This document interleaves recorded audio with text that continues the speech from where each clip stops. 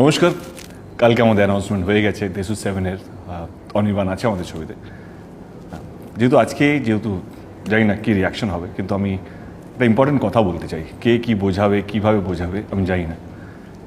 আমাদের ইন্ডাস্ট্রি আর আলাদা নয়, মানে ডিরেক্টর, প্রডিউসার, আর্টিস্ট এবং টেকনিশিয়ানস, আমরা সবাই একটা পরিবার। আর আমরা বা তোমরা নয়, সেখান থেকে আমার মনে হয়েছে কি এবারে সময় চলে এসেছে কি আমরা সবাই এক হয়ে লড়ি এবং ইন্ডাস্ট্রির জন্য লড়ি। আমি প্রথম দিন থেকে ব্যান্ড কালচারের এগেনস্টে ছিলাম, এখনও আছে, আগামী দিনেও থাকবো।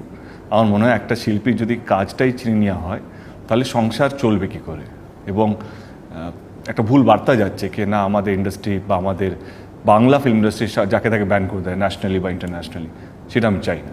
সেই জন্যই অনির্বাণকে নেওয়া, এবং অনির্বাণ ডেফিনেটলি দারুণ ট্যালেন্টেড একটা ছেলে।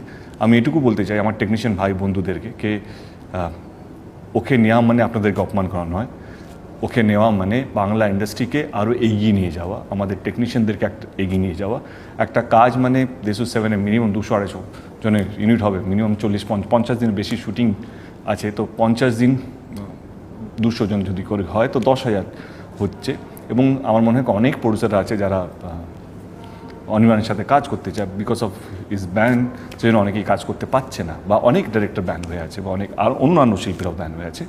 আমি আজকে সবাইকে রিকোয়েস্ট করবো কি সবারই উপরে যে ব্যান্ডটা আছে সেগুলো যেন তুলে নেওয়া হোক, এবং যে ডিরেক্টর তারা যদি প্রডিউসার পায় তো প্লিজ আপনারা শুটিং করুন। আমার মনে হয় প্রত্যেক কটা টেকনিশিয়ান আপনাদেরকে সহযোগিতা করবে, প্রত্যেক কটা আর্টিস্ট আপনাদেরকে সহযোগিতা করবে, এবং যেই আর্টিস্টগুলো আছে তাদের কাছে যদি ভালো ডিরেক্টর বা ভালো প্রডিউসার থাকে তো প্লিজ আপনারাও শুটিং করুন। কারণ আমার মনে হয় কি এবারে সময় চলে এসছে আওয়াজ তোলার, এবং যদি অন্যায় যদি না করে থাকো আমার মনে হয় কি ভয় পাওয়ার কারণ নেই, এবং সবাই যেন সুস্থ পরিবেশ তৈরি করতে পারি এবং সুস্থভাবে আমরা সবাই যেন কাজ করতে পারি, এইটাই চেষ্টা।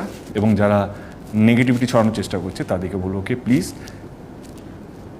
মানে আপনার যে পাওয়ারটা আছে সেটা দিয়ে কাজ বাড়ান, কাজ কমিয়ে বা কাজ করে ইতিহাস আপনাকে মনে রাখবে। এই ইন্ডাস্ট্রি হয়তো এগোতে পারতো, কিন্তু আপনার কিছু সিদ্ধান্তের জন্য ইন্ডাস্ট্রি এগোতে পারছে না। আমার চেষ্টা কীভাবে ইন্ডাস্ট্রি এগোবে, কীভাবে বাংলা ছবি আরও ভালো হবে, কীভাবে আমরা একটা সুস্থ পরিবেশ যেখানে কেউ কাউকে গায়ের জোরে ব্যান করতে পারবে না, এই পরিবেশটা তৈরি করা। যদি আপনাদের মনে হয় আমি ঠিক তাহলে আমি ঠিক, যদি আপনাদের মনে হয় আমি ভুল তাহলে আমার কিছু বলার নেই, তাহলে আমি ভুল। আর আমার মনে হয় এই ব্যান্ড কালচারটা যাতে ইতিহাসে না যায় তাই জন্য আমাদেরকে অনেক রকম পদক্ষেপ নিতে হবে, এবং আমাদেরকেই নিতে হবে, আমাদেরকেই বাইরে থেকে কেউ আসবে না। হ্যাঁ, আর আমাদের ইন্ডাস্ট্রিকে বড় করার জন্য, এটা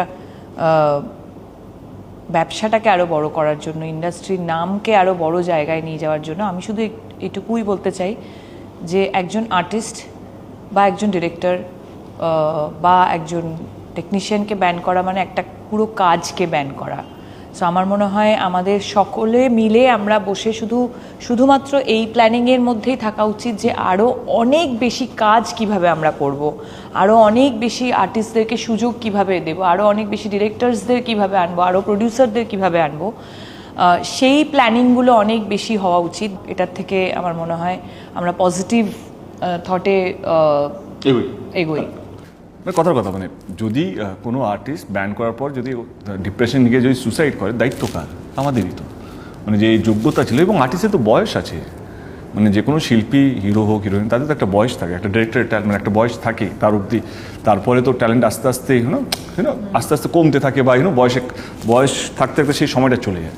তো আমার অনুরোধ সমস্ত মানুষকে, কোনো একটা মানুষকে নয়, সমস্ত মানুষকে যারা স্টেক হোল্ডার্স, আমি আবার বলছি এটা একটা ফ্যামিলি, যে এখানে technicians, artist, director, producer, very important factor, channels, সবাই খুব ইম্পর্টেন্ট।